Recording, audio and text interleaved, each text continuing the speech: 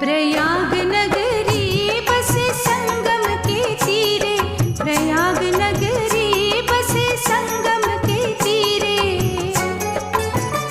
जहाँ गंगा मैया, जहाँ जमुना मैया, जहाँ गंगा यमुना और सरस्वती मैया, त्रिवेणी की धार बहे धीरे धीरे। प्रयाग नगरी बसे संगम के तीरे, प्रयाग नगरी बसे संगम के तीरे।